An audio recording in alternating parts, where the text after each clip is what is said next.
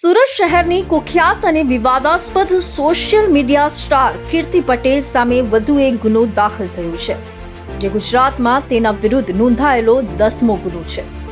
હાલમાં પાસા હેઠળ જેલમાં બંધ કીર્તિ પટેલને આનાથી મોટો ઝટકો લાગ્યો છે.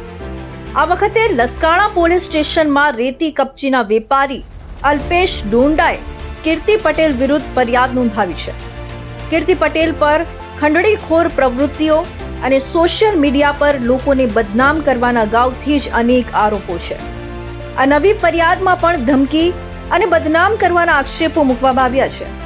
વેપારી અલ્પેશ ડોંડાની ફરિયાદ મુજબ સમગ્ર ઘટના ગત નવેમ્બર મહિનામાં બની હતી. અલ્પેશ ડોંડા એક ઇન્સ્ટાગ્રામ લાઈવ સેશનમાં જોડાયા હતા, જ્યાં અન્ય બે વ્યક્તિ કીર્તિ પટેલ વિશે એલફેલ બોલી રહ્યા હતા. લાઈવ દરમિયાન અલ્પેશ ડોંડા કીર્તિ પટેલ વિરુદ્ધ કંઈ પણ બોલ્યા નહોતા અને તેઓ માત્ર સાંભળી રહ્યા હતા. આ બાબતની જાણ થતાં કીર્તિ પટેલે તેની ઇન્સ્ટાગ્રામ આઈડી પરથી અલ્પેશ ડોંડાની આઈડી પર કોલ કર્યો હતો. કોલમાં કીર્તિ પટેલે ડોંડાને અભદ્ર ભાષામાં ધમકીઓ આપવાનું શરૂ કર્યું હતું.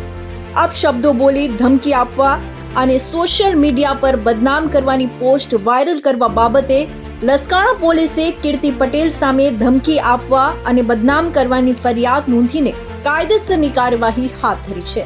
અત્રે ઉલ્લેખનીય છે કે કીર્તિ પટેલ પર અગાઉ મારામારી, ખંડણી અને સોશિયલ મીડિયા દ્વારા બદનામ કરવા જેવી અનેક ફરિયાદો નોંધાઈ ચૂકી છે. આ નવો ગુનો તેના વિવાદાસ્પદ કૃત્યોની યાદીમાં વધારો કરે છે, જેથી કીર્તિ પટેલ વિરુદ્ધ ગુજરાતમાં આ 10મો ગુનો નોંધાયો છે.